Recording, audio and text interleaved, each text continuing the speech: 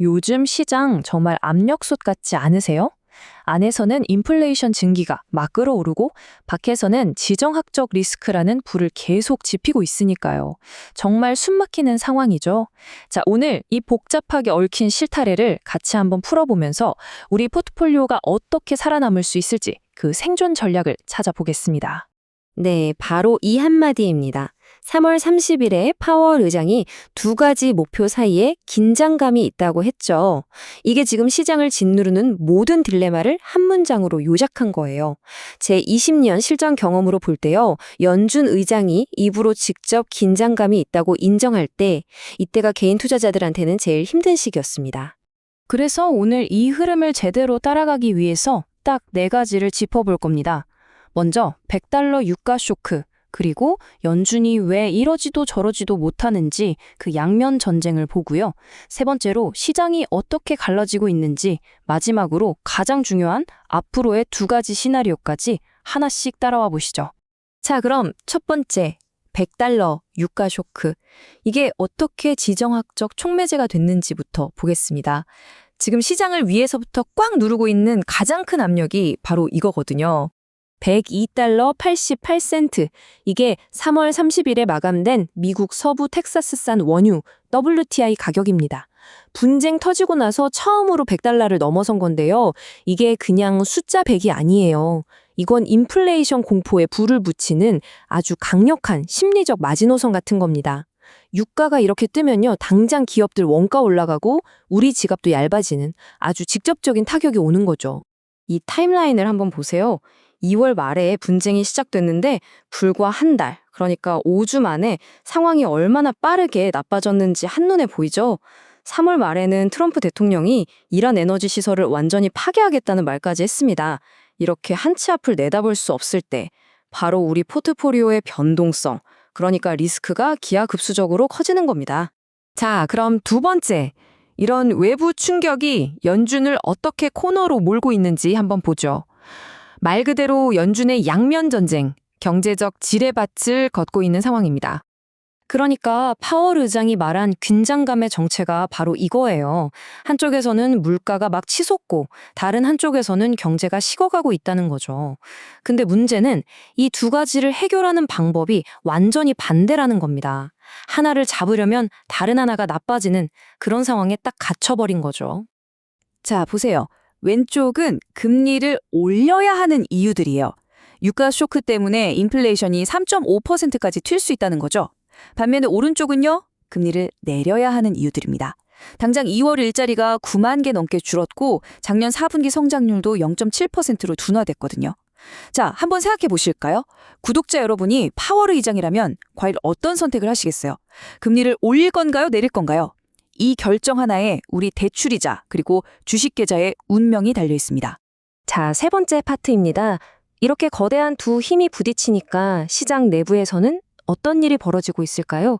명확한 승자와 패자가 갈리고 있습니다. 이 데이터가 모든 걸 말해주고 있습니다.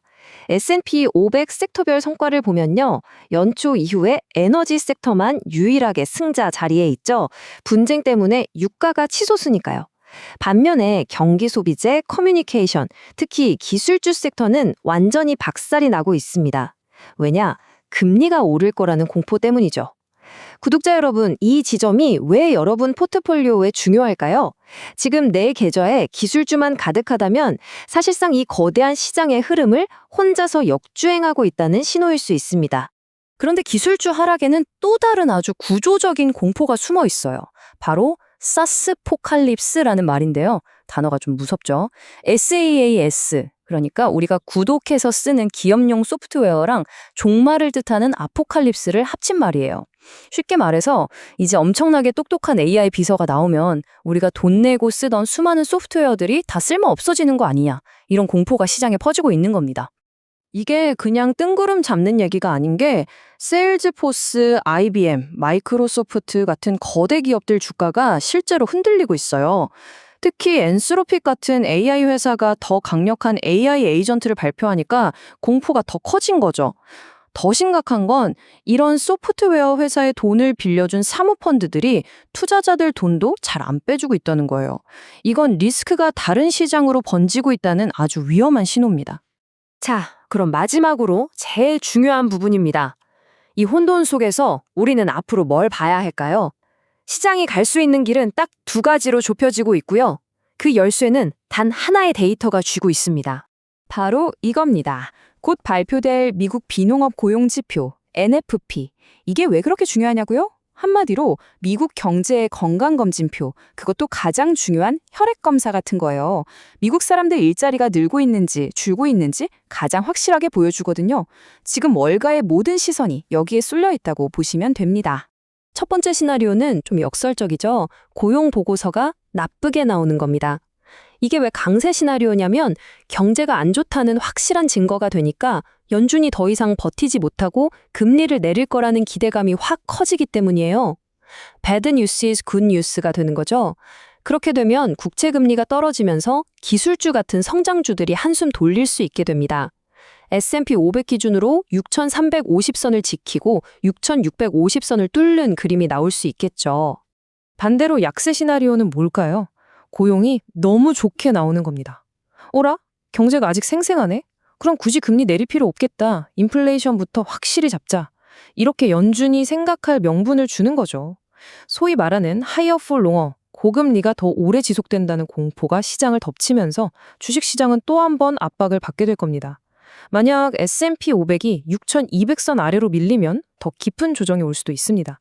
지정학적 충격, 연준의 딜레마, 그리고 완전히 갈라져 버린 시장. 이게 과연 잠깐 지나가는 폭풍일까요? 아니면 우리가 받아들여야 할 새로운 현실일까요? 다가오는 고용보고서 결과에 따라서 시장은 정말 극과 극으로 움직일 겁니다. 제 판단으로는요, 이 안개가 걷히기 전까지는 공격적으로 나서는 것보다는 한 발 뒤로 물러서서 현금 비중을 확보하고 방어적인 자세를 취하는 게 현명한 대응입니다.